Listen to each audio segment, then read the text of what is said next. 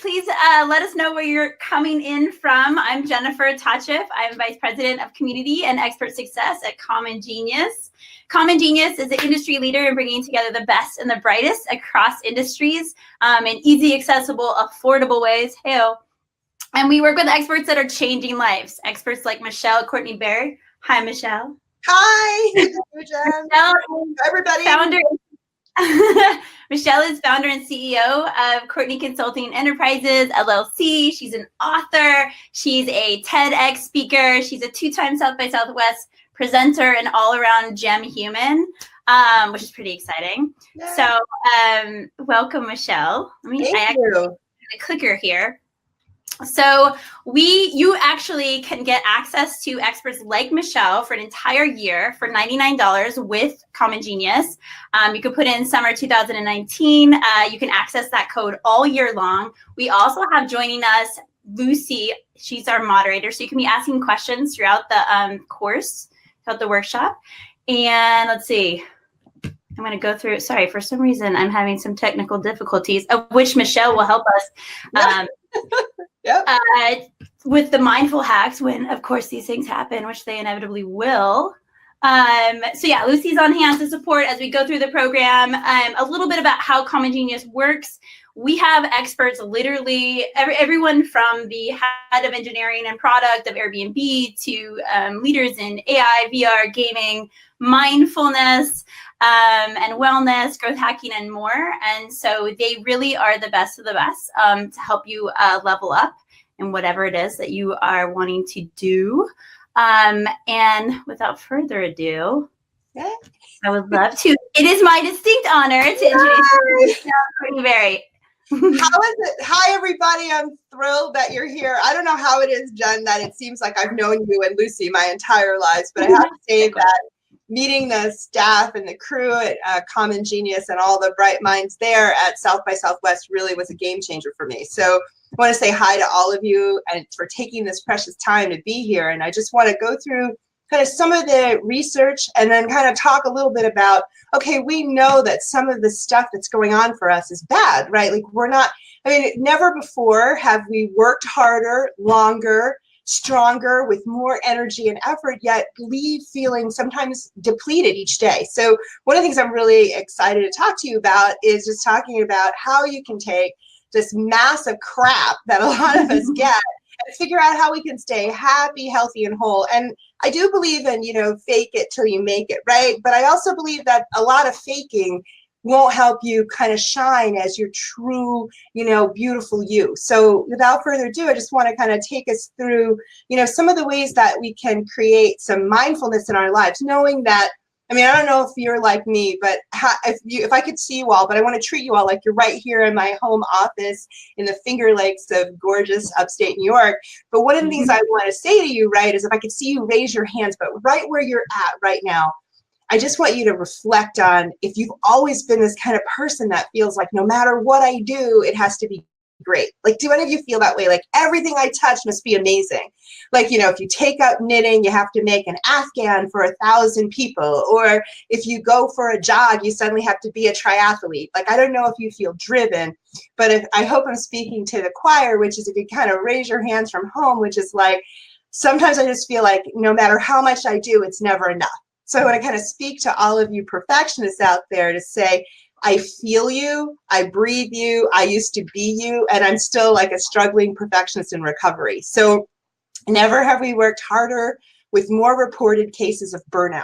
Today I want to talk to you a little bit about the difference between saying, hey, I'm stressed out versus I'm burned out, because they're two separate things, but they get mushed together.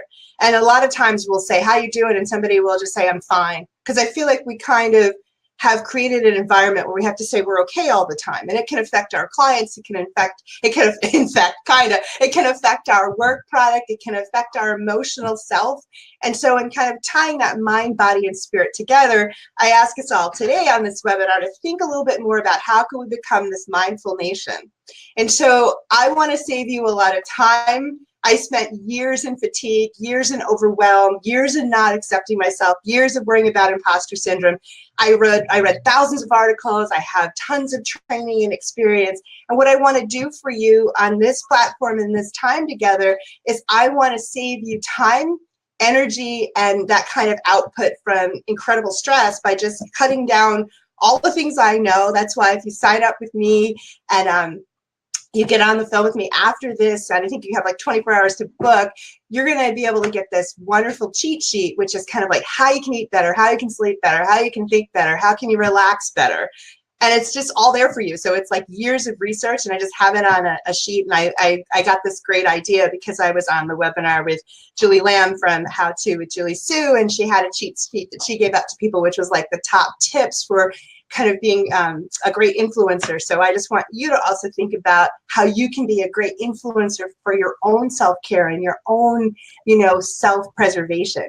So I came to all of this work from being super skeptical. The first time I went to a Reiki session, I'm like, so I'm paying somebody to like lay their hands over me with some sort of chakra business. I'm like, that's some nonsense.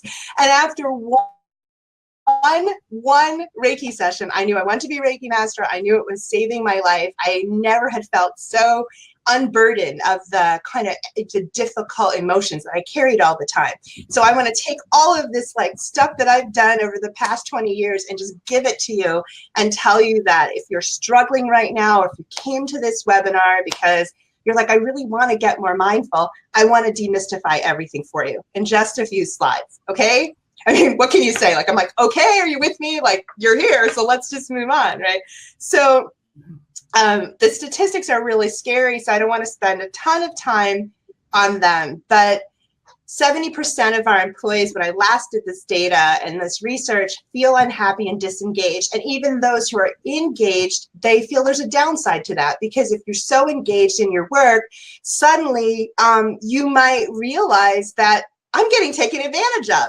And for a lot of people who are single, who don't have kids, like, you have to be careful in the workplace, because when I was single without a child, everybody gave me a ton of work. They were like, you have nobody to go home to. It's like, I could have had a puppy. I could have had a parrot, like a bird, a book. So 65% of our employees don't feel their core needs are getting met by their employer. And then for those managers training us, 58% don't have training on how to be managers. 80% of employees are saying that they're close to burnout. So I want us to really pay attention to that statistic. I like when I can take my reading glasses off, but I'm over 40 and I have to wear them. If you're under 40, don't get caught out there like I did. You go to the eye doctor and you're like, I'm going blind. And the eye doctor's like, actually, you're over 40 and everybody needs reading glasses. But I want to say, in all seriousness, the amount of time that we're spending at work is over a third of our lives.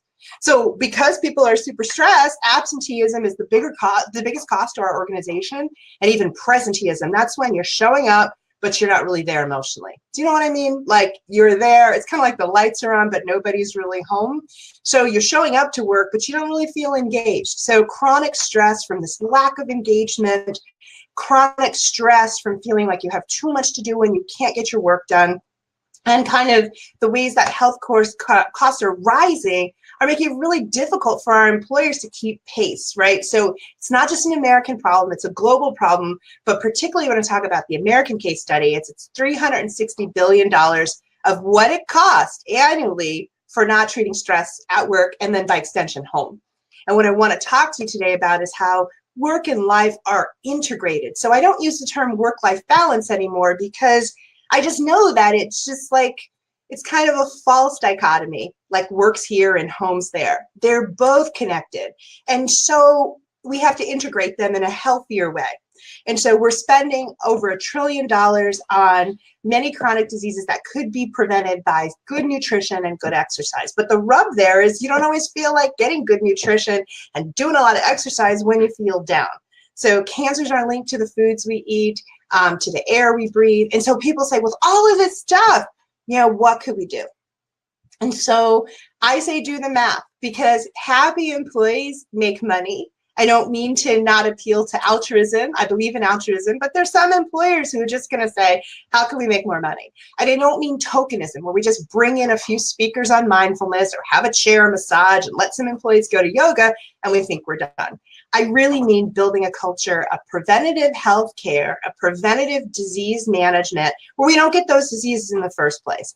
And how that starts is by realizing that happy employees make us money, right? They just do. And so attention deficit trait is going on everywhere. And it's this neurological phenomenon that Harvard Medical School has been talking about, where we're just so overloaded in our brain. And even when we're not doing work, we're spending 47% of our time worried about work. And 43% of our workers say they don't get enough sleep at least 4 nights out of the week. So we're sleep deprived. So we don't do enough of this. If this picture is strange to all of you, this is literally what we should be doing. But a third of us in the United States are sleep deprived. And so the US Centers for Disease Control and Prevention, so that's a CDC report, that about 40.6 million Americans are sleeping 6 or less hours a night. Do not be fooled. And here's the problem with health research and mindfulness discussions, is that everybody has their own opinion. I want you to trust me that it's very bold, that a lot of us are super smart. That's why we're here, right? We've been told super smart people don't need as much sleep as other people. And I think that's kind of like an analogy I'll give you, that if you go into the Marine Corps, they tell you this is the best branch of all the other parts of the military, right? So they tell really super smart people, which we all are on this list, right, that we don't need as much sleep. I'm going to debunk that right away. It might feel great to know that you can function on this 4 hours or 3 hours or even 2 hours, and you can't really feel great, but you can manage, right? And because you can be super productive with less sleep, the younger you are, you build those habits into adulthood. So the difference between pulling all-nighters when you're college age and when you're now my age is substantial. So eventually, though, no matter what your age, your lack of sleep hygiene and good sleep, regimens will lead to something quite serious, which is brain damage. So you're losing brain cells when you don't sleep. So we want to do this, right? So we keep hitting snooze. And I use the old-fashioned alarm clock because, they don't exist anymore. We mostly have our devices next to our ears or our heads. And there's a lot of controversial debates out there about if you should even have your devices in your room, right, while you sleep. So there's a little light emitting from that can interrupt sleep. But we're hitting snooze, which is very annoying when you keep hitting snooze, right? And you can't, I see you, Lacara. I love sleep. I just don't get enough of it because of work. Yeah, exactly. So work is intervening with sleep. And if you have a partner and you're hitting snooze all the time and disturbing that person, trust me, they hate you. So you take pills, right, to get to sleep, and coffee to wake up. Speaking of which, I'll have my sip of coffee now. So the bottom line is that I have to say this. You know what? You're going to hear from another expert. I think she's PK Newbie. I also met her, like I met Julie out at South by, and Lucy and Jen and all the gang out there. We were just talking, and like realistically, you're going to hear more from PK later about good nutrition. But what things she says in her book, Food and Nutrition, is like it's just not as bad as being like an addict to like street drugs. So we say a lot about caffeine, but I don't think that's our biggest worry. But it is true that if we're over caffeinated because we're trying to wake up in the morning, it puts us in this terrible spiral of like using some sort of medication, be it alcohol or pills to go to sleep, and then waking up in the morning and grabbing coffee. So you don't feel like making a heart-healthy breakfast if you're already exhausted, so you're going to grab and go. And so we're trying to interrupt with mindfulness patterns like long-term and insomnia cravings, warding off obesity, warding off the complicated health disorders that come from it. And I hate the term obesity. Like, it just seems like you can't come out of it. It's a terrible term, but I'm just using it in a clinical way. I just think that there are so many pieces of information that we get that can be so distracting to us because we hear so much. But what we know is we're not sleeping enough, we're working too much, and we're over-medicated to kind of get through our day. So we sometimes fake it, right? We look like this on the outside, right?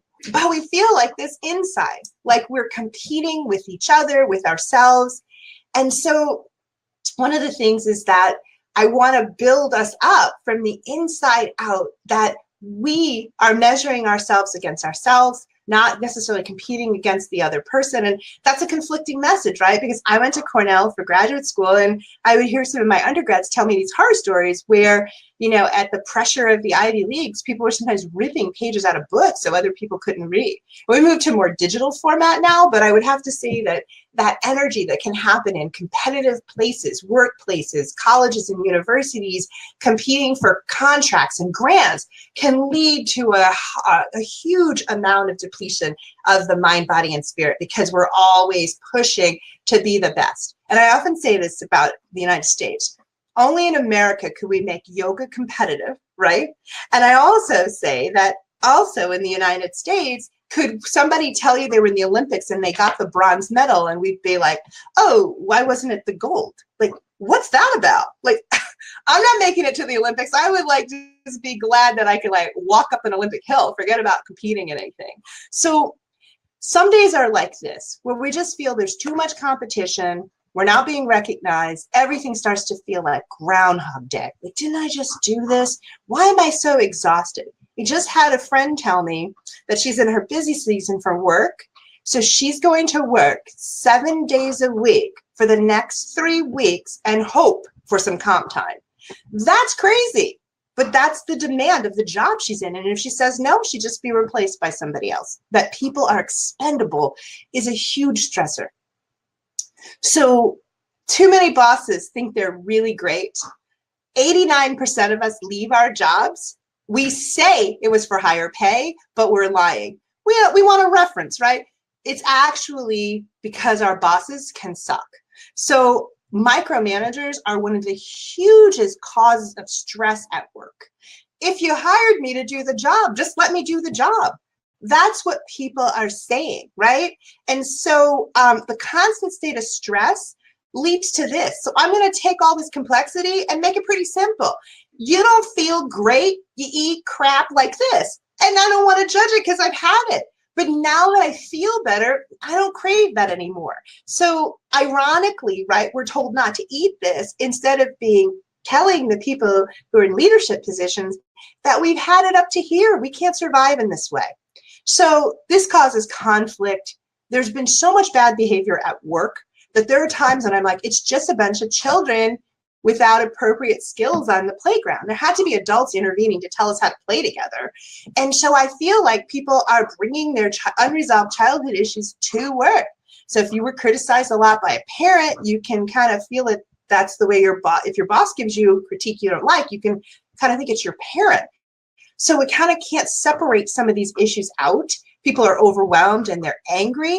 And so people are just, if they're not sleeping at home, they're doing this at work. I have actually seen somebody sleeping at their desk. I literally went in, I was like, is this person dead? Like, they were sleeping. And I thought, that's why nap rooms are so important. There are more progressive countries out there that are allowing people to take a siesta, to take a break.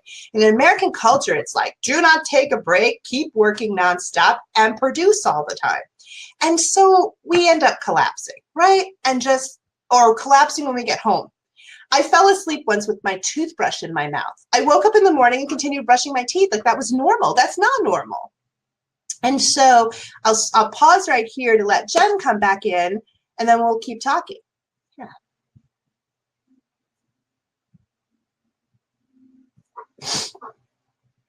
Hello, Jen, are you there with me?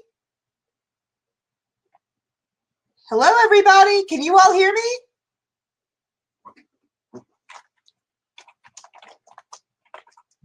Great. Okay.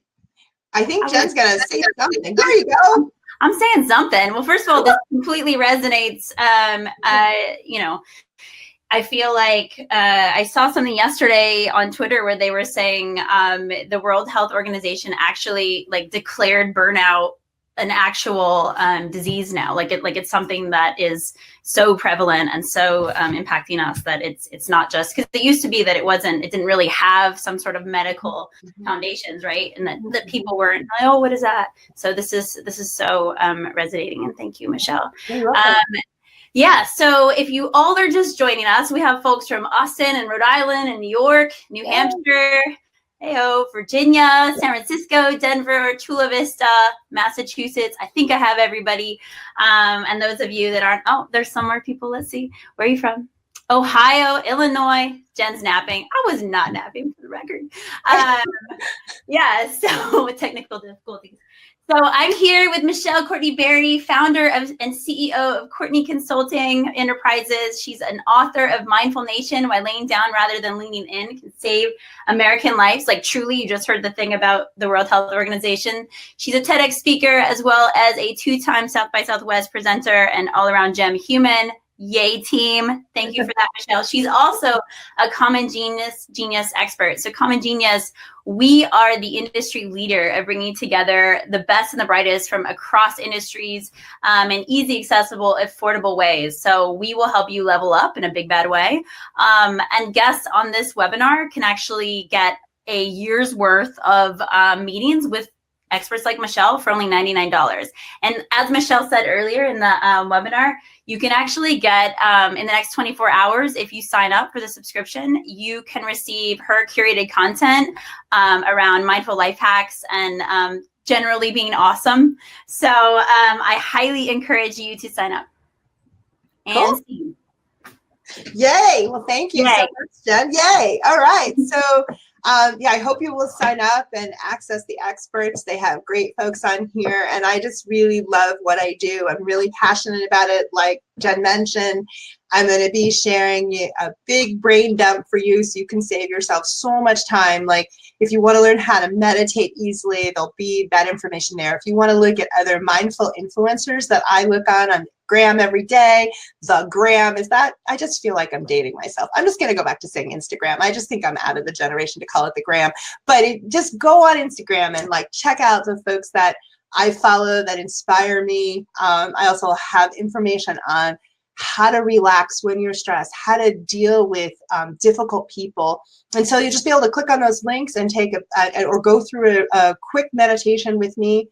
I mean, right now, I just want everybody to just do something really quickly. It doesn't take a long time, right? I just want you to first think about breathing. So you're going to think about breathing for 5 seconds.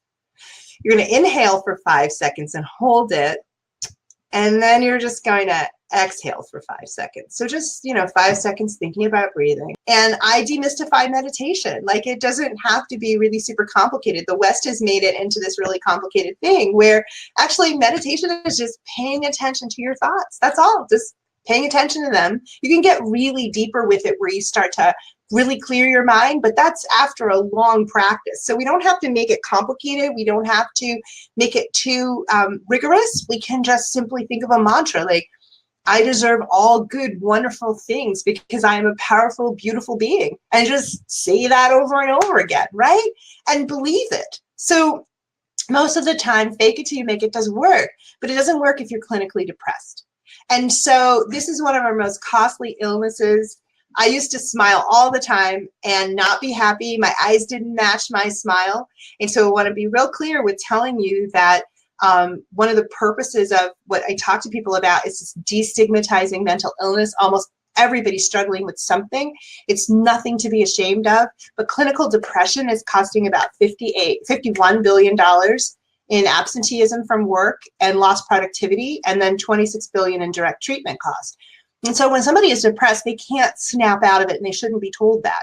Like they literally can't. They've lost the motivation. They've lost their drive. They've lost their joy.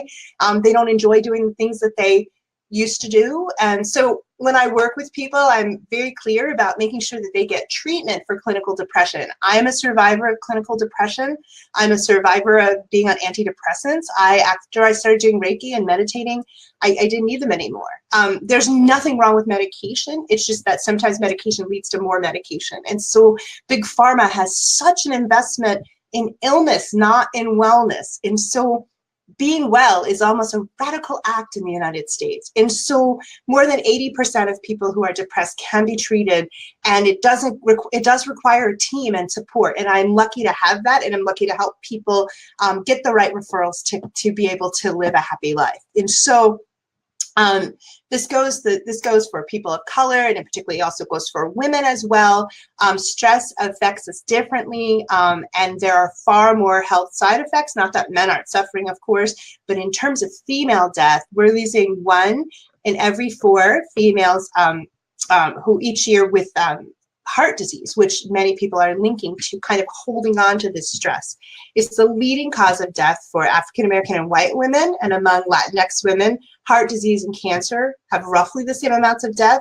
For American Indian or Alaska Native and Asian or Pacific Islander women, heart disease is second only to cancer.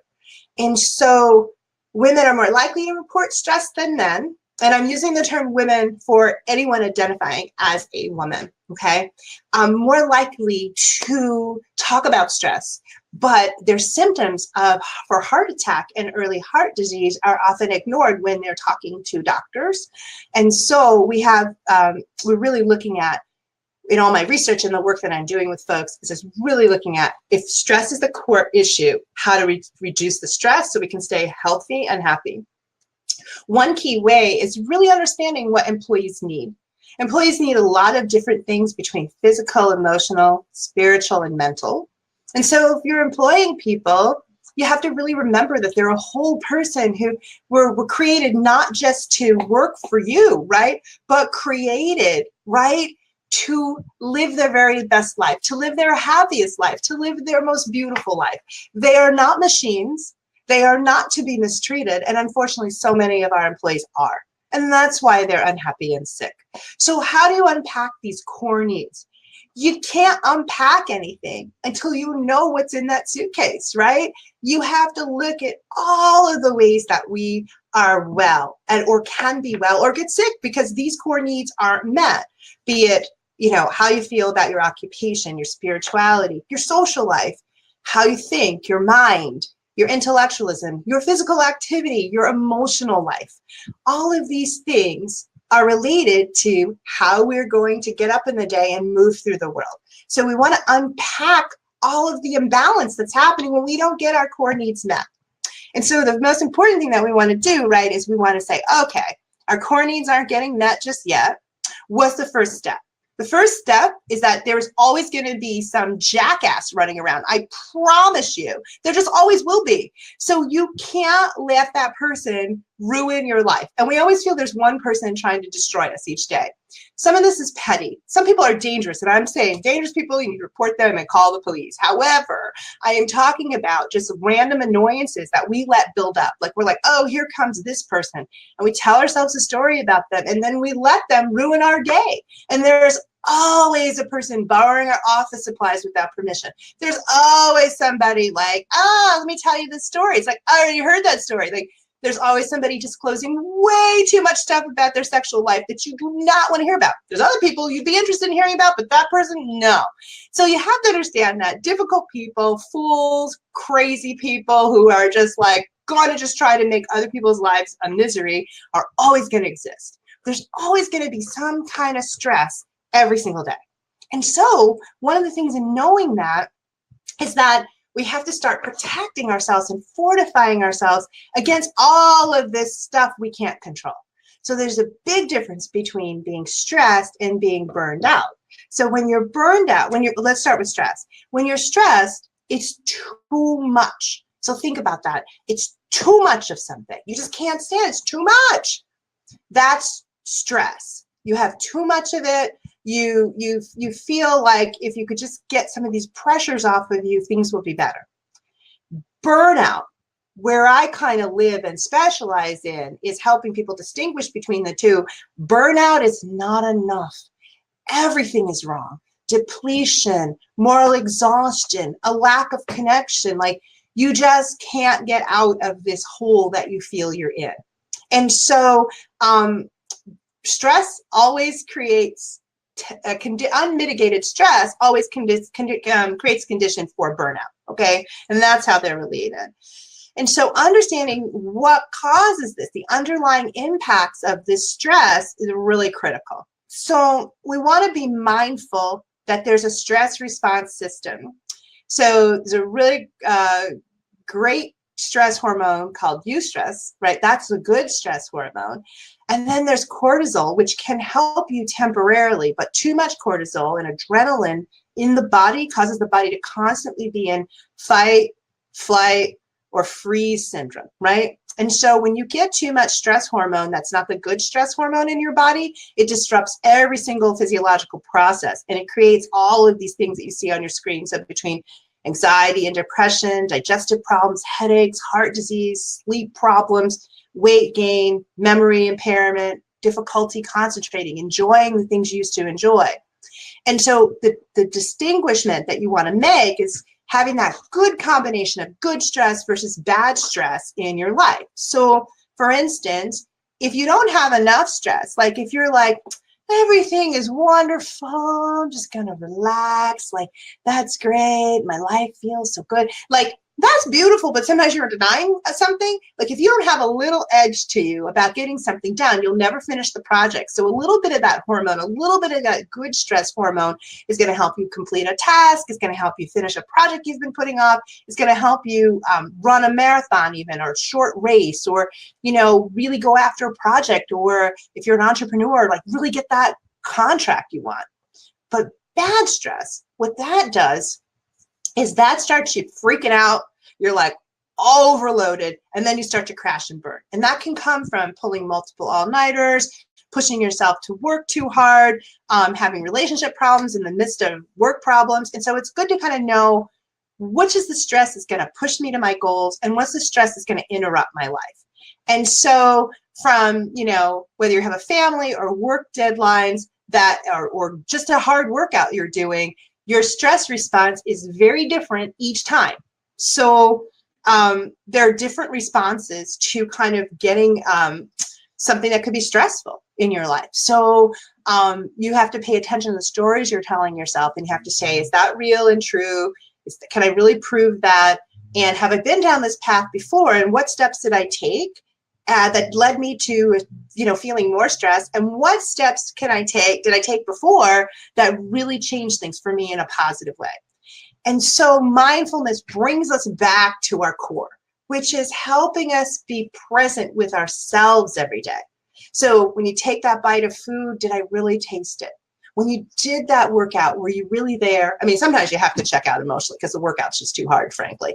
But other times, like when I was with friends, did I really enjoy my company? When I was with my partner and my lover, did I really have a good time? Or was my mind racing about something I needed to get done work-wise? And so mindfulness at work, in life, like they're all integrated, are going to really increase your self-compassion for yourself, like improving your ways, your fortification. Like think of it as your armor. Mindfulness is your protection against depression and anxiety. Mindfulness reduces the occupational stress that comes from dealing with difficult work situations or people. Like you'll lower your blood pressure. And I call this zentrifying your life, right? Like what tools can you use? Can you learn an easy meditation? Can you learn an easy breathing exercise? Can you do acupressure where you push on different parts of your body just to like kind of activate them? Can you just like touch your own face? Like I'll tell people like touch your head and your heart, you know, and they'll have trouble like staying in that position because they don't connect the two or want to feel that tender. You tell somebody at a conference, hug yourself, and they're like, oh God, I don't know if I want to hug myself. Like it's yourself. Why not? Give yourself a big squeeze. Ignore these assholes. I mean, seriously, there are so many running around. It's hard to keep track. And I just have to laugh. Like literally, I've been doing this for so long that it's very hard to faze me. It's hard to get me upset. Like I get upset with, now trust me, my family would disagree, but I'm not talking about them. I'm talking about random people, because family is always going to be an annoyance. I promise you. Like holidays are my biggest work time. Like people trying to go see people they haven't seen for years and just try to make it work over dinner. It usually doesn't. Like, so you get 15 seconds for people. You can plot against them. You can have revenge plots in your head. And then I want you to let it go because it's killing you, not them. So give it 15 seconds. So my 15-second rule. And this is what I'm talking about in my book, which will be out in a few weeks. I'm really excited about it. It's about being a more mindful nation. It's about I know it's a lot of pressure to lean in, and I get why people lean in so hard, but you really need to lay down. You need to lay yourself down. Like, people need to take some breaks, and a nap would not kill anybody. It's really going to be fine. And so when you're taking this care of yourself, there's all these dimensions of self-care that you get to practice. And so they come in all of these ways, like whether it's how you express yourself, how you tell your truth. You can't tell somebody else's truth. You have to tell your truth. How you take care of your money, how you think, how you, contribute to the world, how you relate to people, how you treat the environment, how you look at how you kind of eat and move and kind of like rest in a day. All of these things are related. And so you could just spend so much time focusing on one part of this wheel. Like, today I'm going to take care of this part of my, my self-care. And it's not selfish to take care of yourself at all. We practice the 5-5-5 breathing. That helps you a lot. I mean, it's really the difference between getting super elevated in your blood pressure and just bringing it right down. Like, just noticing what's happening in my body. Am I sweating? Do I see a person and my fists start to clench? And like, that's really a self-protective mode. It's not that you're violent. It's actually that you're pulling into yourself. Like, you don't feel safe. Notice if you're crossing your arms when there's a person that you really are always like bumping into that you don't feel so good about. Notice how your breathing is. Like, all of this stuff, like, I have it down pat for you. Act a little crazy. Like, if somebody's coming near you that you just really can't stand, just start doing your breathing, start meditating, put your hands up, like do something kind of exotic movement with your hands. Like, they're going to stay away from you because you seem odd. And that's the whole idea. Keep the crazies away so you can preserve yourself, right? And so in listening to how you're going to use mindful self-care as kind of an antidote to burnout at work, got to listen to your heart. The mind is so powerful. It's going to try to tell you that it's the most important thing ever. The mind, like, of course, the mind, the thoughts, the ideas. The mind is really tricky. And you are not your thoughts. You're actually your heart. So the mind wants to win, and the heart is struggling to be heard. The more you listen to your heart, the less heart disease you're going to have. The other thing you want to do is you want to overcome kind of rescuer syndrome. How many of you there are like saying, oh God, like, I have to save everybody, like the planet, the earth, the babies, the children, the animals, yes, beautiful, but you can't actually save everybody until you get yourself safe. And I have a hard time when I've flown on a plane, they say, if a little kid next to you needs oxygen, you got to put the mask on yourself before you give it to a kid. And the natural desire, right, unless you're like insane, is that you want to save the kid, right? Like, you want to help this little kid, but you can't help anybody, kid, friend, lover, colleague, if you're passed out on the floor of the plane. So you have got to put the oxygen mask on yourself. And then for those of you who care for everybody ahead of yourself, you've got to address this compassion fatigue, right? You've got to address the fact that you're out saving the planet, but you're not saving you, right? And you're tired. So you got to address that. And then through mindful meditation, you're going to be able to pay attention to more, to know your limits, to set your boundaries, and to say when you pretty much had enough. And that's what's going to be the key for you, right? Is to know your limits, to know yourself so well. Like, don't let anybody else tell you who you are. You are your authentic, beautiful, wonderful, remarkable self.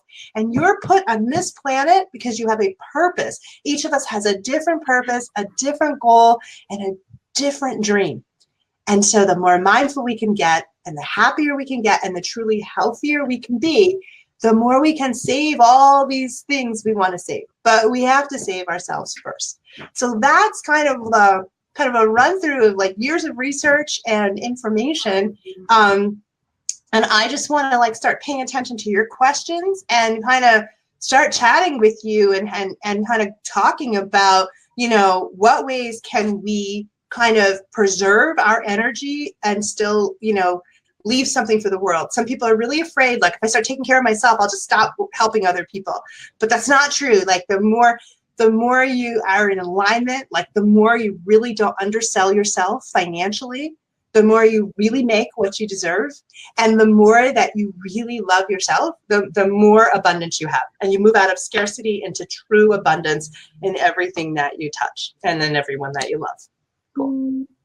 My cheeks are hurting from smiling. I just want you to know, Michelle, everything you're saying, I'm like typing and trying to quote, like, just, you are not your mind, you're actually your heart. Like, what?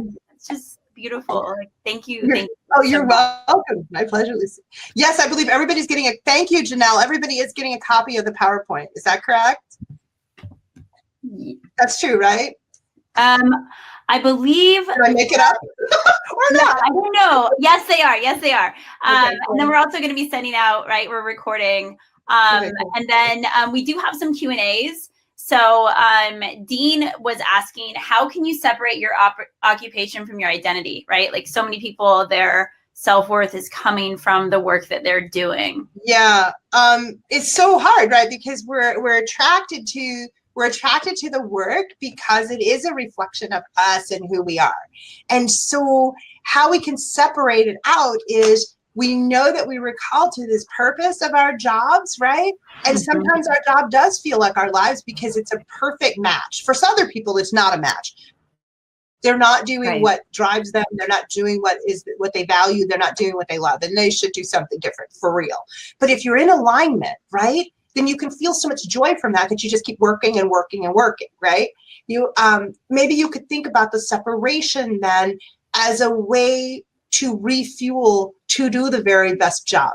That if you don't rest, so give an analogy, like when you start out in a workout program, if you just go every single day, what's going to happen? Usually injury, or usually like a sense of overwhelm where you don't want to do it anymore. And so the reason why you take those couple days off, maybe it's not hitting it as hard as you were lifting or whatever you're doing. Maybe you're just walking slowly just to kind of like regroup and realign the body and like tell the muscles like, hey, we're going to be okay in there. Like, so I just think you think of that separation from work the same way. It's simply the rest break that you need so that your brain can recharge and refuel. You're actually killing more brain cells when you work and work and work and don't sleep than if you actually did moderate amounts of work, then took a break, and then got back at it. Does that make sense? Is that helpful? Yeah. Yeah, that's good. This actually goes alongside the ignoring assholes piece of the presentation. But it's interesting. So how do you mindfully use techniques to do that? And specifically, actually, a question was coming in around female bullies, right? Mm-hmm. Yeah. Yeah. Well, unfortunately, what happens with us as women is some of us have believed some serious stereotypes that kind of stem from the patriarchy. Yeah. And so I was told, like, just have male friends, like they're going to be better. Work with more men because women are so competitive and they'll like go after you. Mm-hmm. And I think some women have believed those stereotypes or believe they have to become who they're not or be a different personality or be more like men. And I don't even know what that means anymore. Like with gender fluidity, like this kind of like binary life of gender stuff is like really fading away as old timey. And so it's more like be your authentic self. And there are women who have believed a false stereotype or aren't mindful in themselves. And so they believe in a scarcity model. So they bully because they're like, I only get this. And if I don't claim this territory, somebody else is going to take it from me. I mean, you can even feel that tension when you go in a room and you realize that you're either the first person of color on a board or you're the first woman there. And it can feel weird, like uncomfortable. And yet, because you don't want to be alone. And then yet more people who look like you come into the room and you could feel threatened. Like, oh, wait, I have this territory. Now they're going to listen to them. And it's a part of stereotyping and isms where you think you represent your entire race or gender. And so basically, I think I've dealt with women who have been bullies and not done as well in the past. Like I really took it personally, or I didn't stand up for myself, or I felt I had to bully right back later when I stood up for myself. And so it's really complicated. I guess I looked over the course of my life and I thought, women have done nothing but support me. I'm here because of women and their support and their mentorship. And so I just tell that story and unlearn the other stories. But around when people are bullying you, if it is another person who looks like you or is your same gender, it can feel really painful because you want to feel supported by people that seem like they'd have so much in common with you. So when I find that kind of fierce predatory behavior, I look at the stakes for myself. Like, is this somebody I have to interact with? Sometimes you just have to get through it because they are controlling something that you need, but I make it a very temporary thing. My life can, really, I've passed up major things sometimes in my life to just be away from people who are just going to make me feel like I'm not worthy. I just hang with the people that make me feel the way that I should feel, because that comes from within. So I'm choosing a different path. But there are some, I can talk privately with people about, if there's some unavoidable bullies you can't get away from, then the mindfulness techniques have to come into play, because sometimes you have no choice. You have to be around them. It's really awful, but it's real. Yeah, thank you. There's a lot of questions in here, specifically around boundaries, right? Mm-hmm. So can you talk a little bit about why boundaries are so important? How can you really establish boundaries? Even when you were talking about, it's coming from a positive space around you're in social impact and scarcity mode, just all of that, right? Yeah. Yeah. Boundaries, if we knew how to create them, we would pretty much put mental health practitioners out of business. Like, there'd be no therapists, there'd be no life coaches, like we'd all just go under, because boundaries is the number one thing that people bring. I guess it's that you develop, you have to really know what they are. So when people say set your boundaries, a lot of us don't know what they are. Or if you asked me 10 years ago, like some of the things that I was thinking about, I would first be answering to try to please you with the answer. So that's another type of boundary, which is, can we stand in our authentic space and tell our truth or speak our truth? And I think it's really hard because we're not, we're not as encouraged to do that, so I think it's like we had people run all over us at times and they didn't have good boundaries. Like, a lot of us were raised by people who had no boundaries. So you didn't learn boundaries if your parents didn't have boundaries, right? Or your friends don't have boundaries. So then it's kind of somebody pulling your coat and saying, that's not an acceptable way to behave. And you're like, wait, what? I'm used to doing whatever I want to do. So it's kind of like, there's two types of ways to think of it. Like, when your lack of boundaries are influencing and affecting other people in a negative way, or when other people's lack of boundaries are impacting you. So it's kind of like putting yourself in the place of, when did I not have the best boundaries? What kind of ways was I acting? And what was it fueled by? It's almost always fueled by insecurity and not feeling satisfied or confident. And that has lots of reasons, often not our fault. And so I think it's more like setting up a plan of, I always say yes, right? Saying yes is always like what seems to be like the big thing that trips us up stress-wise. So it's kind of talking about, when can I say no? A lot of the time, and it doesn't have to be unpleasant. Do you ever have a time when you got so keyed up, I'm going to say no now because I never say no, and the person asks you something like, can you pass me the stapler? Like, no, I would not give you a stapler. Like, you're so animated. And it's like, wait, it's just about a stapler. So it's like, just recognizing that feeling of being run over creates a lot of stress and tension in your life. And so it's more like, why do I have the stress and tension? Because I need to set more boundaries. And it's hard when you have not set boundaries with family and with work. The first time you set them, trust me, it's going to be unpleasant. People want you to behave the way you've always behaved. So the harder part is not setting the boundary, it's sticking to it and saying, I know I'm not really good with boundaries, but I'm finding from my stress management and my mindfulness work with Courtney Berry that you can call her if you're having any problems, and just send these people to me. I'm glad to talk to them. I love it. I love it. Their boundaries are. That's right. It's amazing.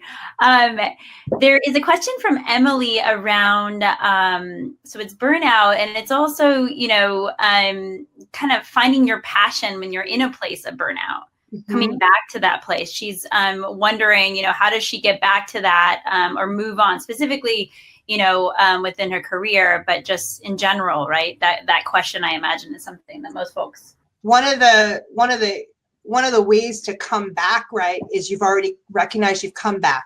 Does that help? Like, first to start there, like, right. You came back because you're asking the question. So first, it's a rewarding yourself from coming out of it, because it's very hard to come out of it. It's deeply, it can be demoralizing. It can make you feel that you're not good enough. It can make you angry, right? Because who put me in this burnout? Like, yeah, me, but also the system, the society that tolerates this. So a good way to come back is, I know this is a hard piece of advice, is slowly. Like, come back as if you were learning to walk all over again.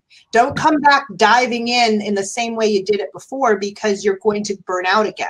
So come back mindful. I got here based on a series of behaviors, a lot not my fault. Like, I want to be clear with everybody. This isn't your fault. Like, there's nothing that you did that was wrong, and there's nothing that you could undo. Like, my biggest successes in life have been looking at my failures, and we've been taught to hide our failures. But I found in coaching that when you actually share the things you weren't good at, that you struggled with, that you were overcoming, like, your client list goes up. So I was like, oh, like, by being truthful and authentic, I don't have to pretend like it was all easy. Like, I was in college at times so depleted, like sobbing myself to sleep, not eating, not sleeping. And yet you'd see me and know I didn't get any help. So it made me resentful. Like, how come you're not helping me? I never asked for help, and I didn't look like I needed it. So it's kind of like, come back slowly and say, I'm not going back there. I don't deserve to be back there. I didn't create it intentionally, but now with intentional purpose, I'm going to just pay attention to some of the warning signs. So start to make a list of the warning signs you knew before in yourself. Was it overloading? Was it taking on too much? Was it not sleeping? Was it, eating Funyuns for dinner? Like, whatever these things were, make a list. And then you're able to go back to that list and say, oh, I get it now. I see that. So you can interrupt the pattern a lot sooner, and don't be afraid of it. For years, I was afraid that I would be depressed again. And I finally was like, I'll have symptoms of depression, and even if I am, I know the path for treatment. Sometimes feeling that big cloud is coming over your head constantly makes you always prepared for a storm and not for the sunshine. Mm-hmm. Anyone else? We have any other questions? Let's see. Resist and push back against being taken advantage of. I mean, essentially, how do you not get taken advantage of? It's kind of with some of the boundary questions. I've never heard of vulnerageous. Thank you. Yeah, it's like vulnerable, right? And courageous. Yeah, vulnerable. I love it. I'm going to Totally. use that. Thank you. I welcome. Are there any, was there anything I'd like to ask everybody? Was there anything that you came on here looking for that you haven't gotten yet, or any burning question? You really can't offend me. So just feel free. Like, if you didn't get something you needed, like, now's the time. Feel free to ask. Betsy, how do you start a wellness routine? Well, how do you start a wellness routine? First, you focus on 3 things, okay? And this is a tip I got from working with Mind Valley a lot. Really great organization, favorite client of mine. Just focus on 3 areas. Ask yourself this. Don't focus on the means goals. That's where we get tripped up. Focus on your end goals. So ask yourself, how do I want to grow? How do I want to contribute? And what do I want to learn? And just make lists, not judgment, do it time, just do a couple minutes in each box. And that's going to actually start shaping your big why. When you know your big why, then you start developing wellness tips and tools for that. So if one way you want to grow is these are kind of like these cliche answers, but maybe you want to learn a language, right? Well, if you want to learn a new language, you're going to have to get some more sleep. So then one of your wellness goals is, I'm going to improve my sleep hygiene so I can learn this new language. Or maybe it's that I just want to start really slowly. Like, I want to get up in the morning. I want to just do an easy meditation. I want to take yoga. Like, just make it really simple, please. Like, something you can do and reward yourself from. So just say, like, for the next few days, I've always said I wanted to write. So you don't have to write a book right then. Maybe just jot down some notes, or I want to take some photographs. So just take some pictures. So, like, just do something that makes you happy, but replicate it and make sure it's tied to some way that answers your big why. That is always going to, so bring yourself back to the big why always helps you develop the practice. Does that make sense? Yeah, right. That's great. Oh, there was a piece about boundaries, like, to not be seen as lazy or difficult when setting a boundary. That was Julia. That's really tough because sometimes we're modeling I've had supervisors in the past where if they took lunch at their desk, I did, because that's how you got promoted. It's hard to shake some of that culture, right? Yeah. So sometimes, I say play along in some of the aspects where you have to model that culture because you just can't step out on your own, but just start making these little ways that you start changing the environment by saying, hey, I did this research and our company could save like $1 million a year if we actually like rested after every 90 minutes of work. You're going to see me take 15 minutes off, but I'm going to be far more productive if not, and just model it. And won't work everywhere, but give it a try, because if we don't start making a dent in some of this, we're not going to recover. There's already statistics that say within 10 years, Medicare is going to be insolvent, just will not be able to fund the sick people that are older, just realistically. Wow. 10 years from now. So I'm looking at your body, your mind and spirit are the best judge for if you're in the right place, and there's nothing wrong with finding another place. And so I just had a client beating themselves up about this yesterday, who was like, I just want to feel more productive in my job. But every time she described her job, she hated her job. So the answer wasn't productivity or appearance. The answer was, what do I need to do to take care of myself because I'm unhappy right now until I can get to something else?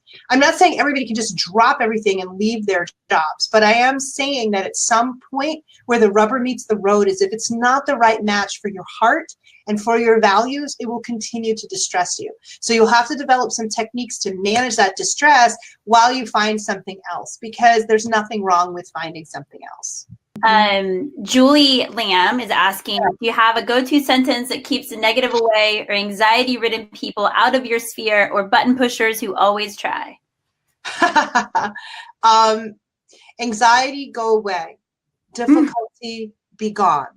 Negativity, be away. I enter this day with my beauty. Something like that. Every day, though. I had a therapist and a life coach who told me like I had to develop a mantra to keep negative people away, and she kept giving me this homework assignment to do so. And quite honestly, I never would do the assignment. And so one of the things that she had me look at and realize is that I didn't want to stop. And I'm not saying this is your story, Julie. I'm saying it was mine. That I got something out of not pushing them away, because for that time in my life, it was still some form of attention, even though it was negative. And so when I came up with that mantra, they did go away. And I did have less contact with people because I had flooded myself with constant social interaction and constant people. And because I swore I love people, and I swear I still do, but I don't love people all the time the way I used to. And so I didn't have quiet time to regroup. And I was told that I was not a shy person, and I was born shy. My parents and some significant others in my life told me I wouldn't make it as a shy person. And they not only picked my first career for me, but they constantly critiqued me and told me who I was. So in me reclaiming myself now is to realize there are times that I love to speak in front of crowds. I just don't like to be in them. And I love to be around people, but I just can't always be with them. And when somebody really negative is coming my way now, I say to them, there's something of the energy that's off for me right now, and I'm just going to disengage while I focus on myself and how I process this. So it's not saying they're a bad person or they're terrible or getting into a fight with them. It's me claiming my space again. And sometimes you have to verbally tell the universe what you want, and sometimes it has difficulty processing a negative. You have people say all the time, I never want to date X person again, or I'm never going to smoke again, or I never want. Instead, just say I have a right to a happy life. I have a right to recreate and have peace and joy everywhere I go, as opposed to bringing in the negative people. Like I just say negative, go away, because I have to be more forceful about it, but it's not. But when negative people come into my life, it's an example to practice compassion. As I swear to you, and all of you, I think we all know this is true, it is perfectly fine when we always have people that we like and enjoy around. It's so easy to practice our compassion. But when we have negative people enter, and I don't mean people who are trying to destroy your life, I just mean like people who always bring up something negative when it's a happy day. Like those people teach us how to practice compassion. If we only hung out with great people, like all of us on this webinar, we wouldn't learn very much. So the part of our goal in life, I think, is to learn how to still love people, warts and all, but that doesn't mean you can forgive people. It doesn't mean that they get to be back in your life. And I think that is the thing I learned from Maya Angelou, was that in all her talks, and I got to meet her once, which was like this amazing life-changing experience. When she hugged me, because I was afraid to go on stage to open for her, she was like, stop demurring, be your very best self, but stop letting people tell you who you are. You know who you are. I'm fangirling, fan-womaning. Amazing. So one last question from Andrea. Any tips for managing the overwhelming feeling that sets in when taking on a big project or task? Oh, yeah. Well, the first thing is to deal with the dread. Don't ignore the dread. So the thing that happens with the overwhelming project is the dread comes. So when the dread comes, say, I welcome you, dread. You've been here before. I get you. I understand you. I'm going to soon have procrastination and anxiety and fear, and the whole bubble of nonsense is going to come with this, right? So what happens, dread, I'm going to welcome you in, and we're going to meditate on dread. Like, what am I scared about? What am I afraid about? What am I dreading doing? This could be a big assignment, or it can also, I saw one of the questions could be like dealing with difficult family members. Like, I know who they're going to be, right? They're going to pretty much be the same person. This hard project is going to pretty much trigger the same emotions. So what you do is you say, okay, knowing this to be true, I welcome in first these uncomfortable feelings. I'm not going to push them away or pretend they're not there, but I can't change the deadline and I can't change the people. What I can do is change how I deal with it. And so I'll break this project into several small chunks, right? And I'm going to give myself a reward and be thankful each time I complete a piece of it. I'm not going to push it off. I'm going to welcome in the anxiety and say, hey, I've seen you before. You're familiar to me. And I'm going to work with that. And the next thing that I'm going to do with a difficult family member or something like that is go, I can't change them. I can only change my reaction to them. And this too shall pass. We are not going to hang out forever. If they're in your home, that's a little bit different. We can talk about that, but we can still develop these mindfulness techniques where I'm going to pay attention to my heart rate. I'm going to do my breathing techniques, and I'm just going to be fine. I'm going to be fine on the other side because some things in life I can't change. All I can do is change my reaction to these difficult things that I'm always going to probably face. I love it. I love it. Thank you so much, Michelle. You were such You're welcome. You can actually book Michelle at commongenius.com. Use in the next 24 hours, you can actually get some curated content from her on wellness life hacks, which we all clearly need. Yay, team! By using the code Summer19. And thank you, Michelle. You're welcome. You all rock. It was like everybody was here with me. It was a great group, and I'm just really honored to have been with you today. I really am. It's just really touched me that you took this time to think about your own self-care because you're all so worth it.